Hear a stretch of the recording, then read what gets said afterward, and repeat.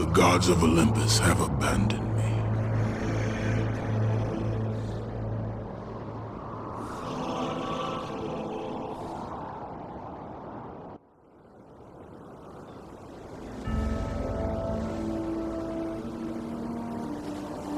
Now there is no hope. And Kratos cast himself from the highest mountain in all of Greece. After 10 years of suffering, 10 years of endless nightmares, it would finally come to an end. Death would be his escape from madness.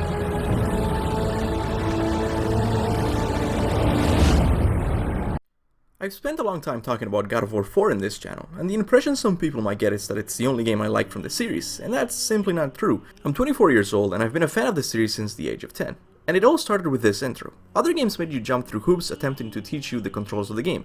God of War started with the dark world of Greek mythology, an Ashen warrior attempting to commit suicide. Or so we thought.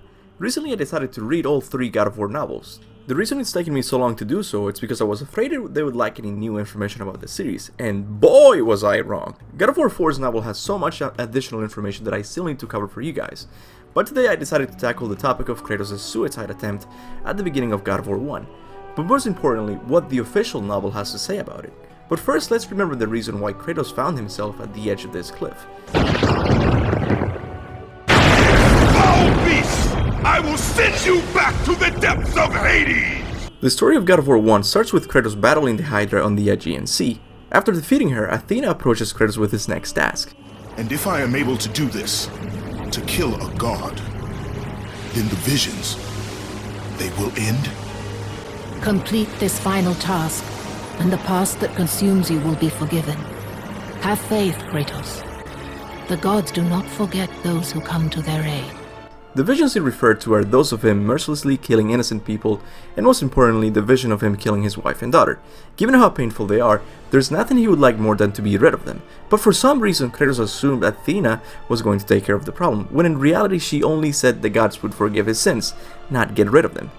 We promised your sins would be forgiven, and so they are. But we never promised to take away your nightmares. No man, no god could ever forget the terrible deeds you have done.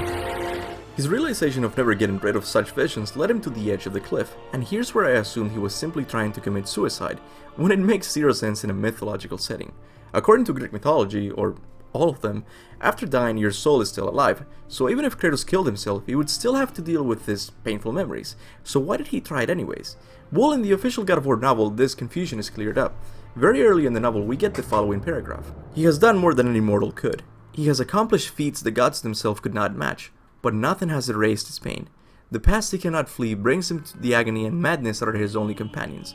Now there is no hope.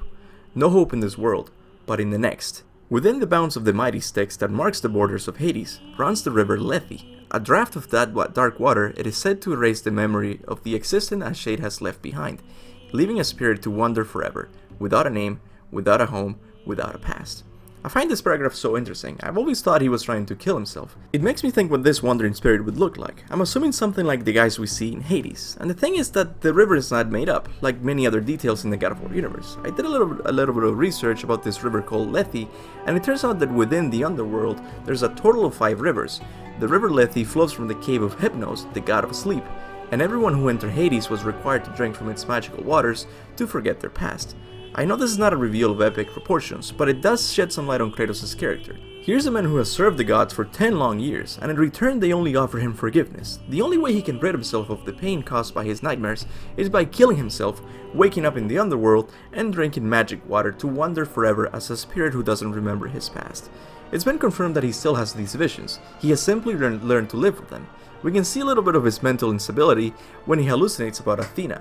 Athena.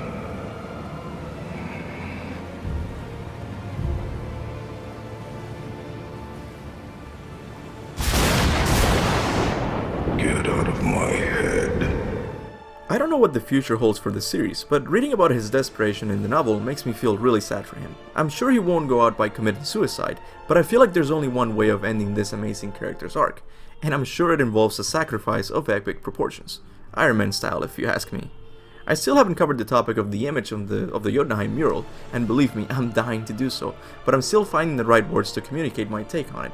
With that said, if you're interested in owning the official God of War novel, I will leave a link in the description below. It was honestly such a great purchase for me. It makes for a great read, especially when I'm riding the subway and I lose connection. But if you liked the video, make sure to give it a like and share it on social media. It really helps me out a lot. And for newcomers, I want to invite you to subscribe. We are quickly growing as one of the biggest God of War channels on YouTube. I cover theories, top 10s, and lore videos like this one. With that said, thank you so much for watching, and I'll see you guys next time. Goodbye. Goodbye, Spartan. You will rot in the depths of Hades for all eternity. As the life began to leave Kratos, his thoughts returned to that fateful night.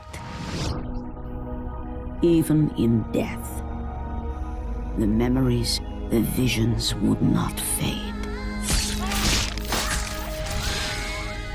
For how could he forget spilling the blood of his own family?